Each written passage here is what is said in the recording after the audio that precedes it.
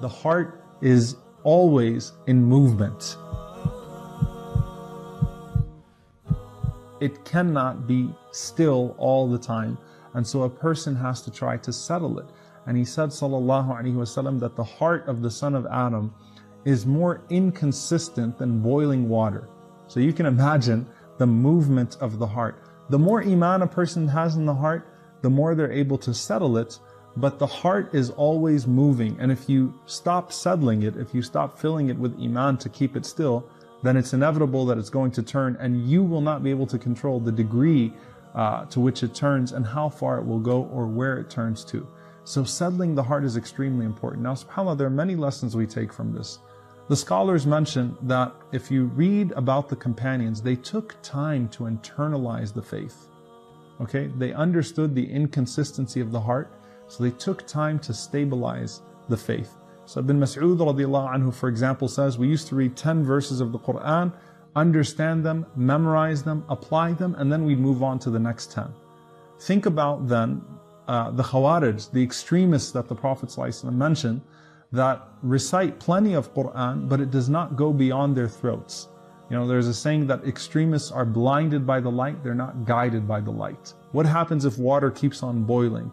It'll evaporate. So there will be no iman whatsoever. So a person should slowly stabilize the heart rather than try to take in too much, because the iman does not come in that fashion. Iman grows gradually.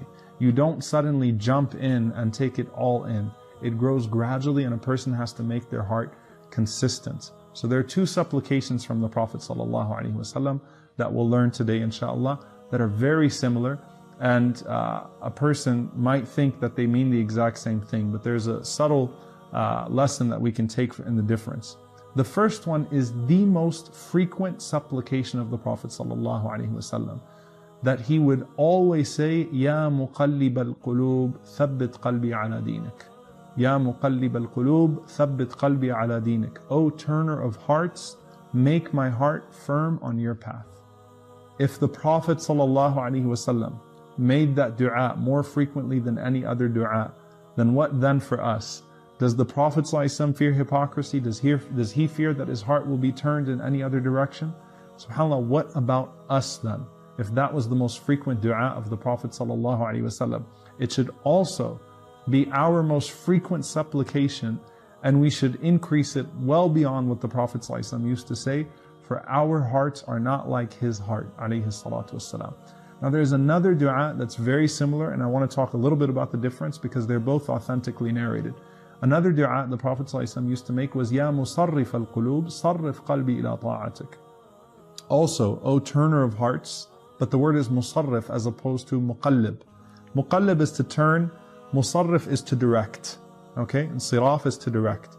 So, O director of hearts, direct my heart to your good deeds. So, Ya muqallib al-qulub, thabbit qalbi ala dinik. Ya musarrif al-qulub, sarrif qalbi ila ta'atik.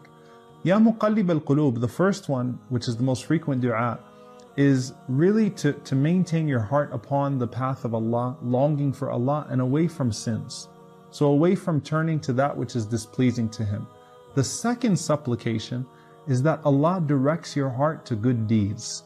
So one is that Allah keeps your heart away from turning towards that which is displeasing to Him. The other is that Allah subhanahu wa ta'ala turns your heart towards that which is pleasing to Him. So two du'as, the more important one, Ya muqallib al-qulub, thabbit qalbi ala dinik. And then the second one, Ya musarrif al-qulub, sarrif qalbi ila ta'atik. Allahumma ameen.